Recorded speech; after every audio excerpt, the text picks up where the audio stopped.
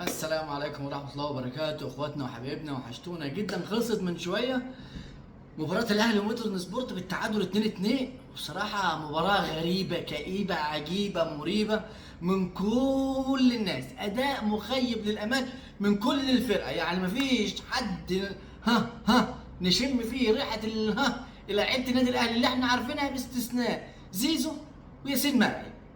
اتنين من ضمن 11 لاعب ولا 12 13 لاعب بالبودلة اللي نزلوا. ما تفهمش بقى، هو كله فلاين النهارده، كل لعيبه مش في يومها، هو الراجل مش مجهزهم فنيا وبدنيا وذهنيا. ما تفهمش المشكله جايه في ايه، بس كل واحد بمشكلته اللي بقالها فتره. انا شايف فيه كميه مشاكل بقالها فتره ما خلصتش، ما اتعالجتش. يا عم زيزو، يا عم زيزو سهل، نفسي زيزو يفكر يلعب جماعي. يا عم زيزو سهل ويلعب جماعي. انت شوف اصلا مع عربه والراجل مجدي عبد العاطي منزل لك ال 25 لاعب بتوعه بيدافعوا، وكل فرق الدوري هتعمل معاك كده. كل فرق الدوري هتعمل معاك كده. احنا لو فضلنا عاجزين عند كل فرقه هتدافع قدامنا في الدوري بالشكل ده، احنا كده مش هنكسب مباراه، كده هننقط طول الدوري، كده هنخسر نقاط في كل مباراه الدوري. التريزيجيه انت ما عندكش حلول فرديه في التكتلات دي، ما تنزل يا عم الراجل بن شرقي. ما هو بن شرقي عنده الحته دي، بيروح واحد على واحد وبيخلص. تريزيجيه وفكره اللعب الفردي ده مش هتمشي. تشوط كامل ولا شوط ونص عامل تريزيجيه شوطه واحده على المرمى، مش كده. مش كده اللعيبه فين من التحضير الذهني والبدني والماتشات اللي قدام اللي حصلت. يا عم هفشه، يا عم هفشه ارحم اللي خلفونا من فكره الدائري واللف على الدائري ده. قسما بالله لاعب ناشئ امبارح يلعب احسن من كده.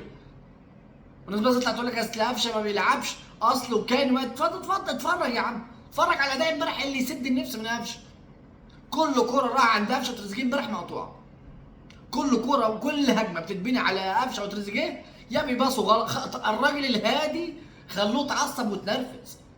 مدربنا الهادي خلوه اتعصب وتنرفز. مش عارفين نباص. الرجاله كل واحد فيهم في وادي، مش رابطين، مفيش كيمياء بينهم وبين بعض بالمره. حاجه كده تخلي الواحد يعني اعصابه يعني تفلت. تابع المدرب، تشكيله غريبه، تغييرات متاخره، بيتفرج على الماتش زيه زينا. ايه فكره ان انا اسيب شريف بالاداء اللي زي الزفت على دماغ شريف لنص الشوط الثاني؟ ليه جراديشار مش بين الشوطين؟ ليه قفشه قاعد اصلا نهايه الشوط الاول؟ ليه مش زي ما بتعمل زمان من بعد نص ساعه يا عم وطلعه؟ هو ايه يعني هي بالعافيه؟ ايه فكره ان انا اخلي بن شرقي اللي عنده حلول واحد لواحد في التكتلات اللي الناس بتلعبنا بيها، اخليه ده 70 ولا 75؟ يعني ايه ليه نبيل كوكا مش ديانج؟ ليه من اول مباراه ديانج مش احمد رضا؟ طب ليه بعد الشوط الاول ما طلعتش احمد رضا؟ ايه فكره ان انا عندك اصرار غريب ان انا احط زيزو الجناح اللي عامل 2 اسيست امبارح في المباراه والتالت جه في العارضه، ان انا احطه في نص الملعب واخسر جهوده؟ ايه الافكار اللي انت بتحاول تطبقها في اول مباراه في الدوري؟ ده موردن ده كان السنه اللي فاتت بينافس على الهبوط. جاب ابو جبل وجاب محمد هلال وجاب اللاعيبه الاجانب وجاب حسام حسن. يا حسام الجمهور هيهاجمك وهترجع تعيط. الجمهور يا جدعان، يا جدعان ما تستفزوش الجمهور عشان هترجعوا تعيطوا وتزعلوا. احنا زعلنا واتنططنا وبنرفص في الارض عشان جمهور الزمالك بيشتم زيزو واهلي زيزو من غير سبب، فانت ما تستفزش الجمهور عشان ما يشتمكش بسبب. سجل يا عم والعب وخليك في الكوره، اعمل اللي انت عايزه. بس لما الجمهور يجي، لما بقى انت تستفزه ويرجع الجمهور يهاجمك، ما ترجعش ترفص وتدبدب في الارض. مدربنا الجديد عليه بس استفهام كتير. احمد عز من شهرين قال لك عندنا مشكله في الكره العرضيه من ايام كاس عالم للانديه وما اتعالجتش.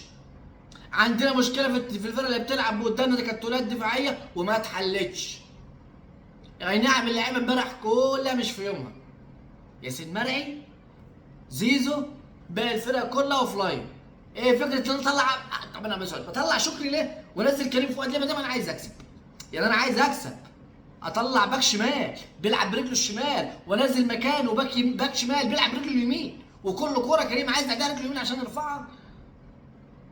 ده تأليف في كل الاتجاهات، تأليف في التشكيله وتأليف في التبديلات، وقاعد في المباراه.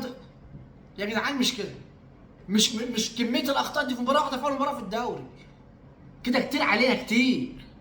انا لو قعدت اتكلم في الاخطاء والانتقادات اللي حصلت امبارح بس من اول ماتش في الدوري ماشي، بس كده كتير. كده انا عايز اكسب. انا عايز اكسب، انزل احمد نبيل كوكا. ما تلعب يا عم 2 راس حرب. انا عايز اكسب، اطلع باك شمال بيلعب رجله الشمال وانزل باك شمال بيلعب رجله اليمين.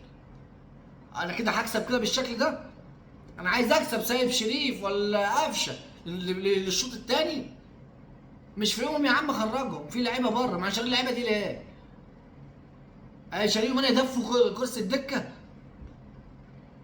ان شاء الله يا رب. عادي، كميه مشاكل معروفه والناس متكلمه في الكرات العرضيه واللعب في ظهر الباكات واللعب ورا السرد باكات، متكلمين فيهم 1000 مره، ما فيش حاجه اتعالجت. اما احنا كنا بنعمل الفتره اللي فاتت بتاعت ايه؟ طيب انا مش فاهم. فتره تحضير دي كانت بتاعت ايه؟ لعبنا الفرق بتاعت اللي في افريقيا دي ولعبنا الفرق في الدوري، ما كنا بنعمل ايه؟ انا مش فاهم الفتره التحضيريه كلها بتاعت الفرق كنا بنعمل فيها ايه؟ لما لا الاخطاء الدفاعيه اتعالجت ولا المشاكل الهجوميه اتعالجت ولا المشاكل في نص الملعب اتعالجت. دلوقتي عرفنا تاني مش عايز يجدد ليه؟ كل حاجه بقت واضحه. مش عايز يعني نروح ورا الناس ونقول لك المدرب يمشي من اول الموسم، بس اذا فضلنا على الحال ده يمشي، اذا مش هيتقدم يمشي. اللي مصبرني شويه ان فايلر في بداياته برضه اخد وقته عشان خاطر ياخد على الفرقه ويعرف نشوف كورته. اتمنى الفتره الجايه يكون في حاجه تانيه غير الوضع السيء اللي احنا شفناه امبارح ده. دي كانت حاجات يعني ما بتحصلش في النادي الاهلي. وان شاء الله بنتمنى التوفيق للفرقه في الفرقه الفتره الجايه. اخواتنا وحبايبنا، دي كانت اخر اخبار وتحليلنا المباراه بتاعه الاهلي ومودرن. ادعمونا بلايك وشير عشان الفيديو يوصل لاكبر عدد من الناس، والسلام عليكم. سلام.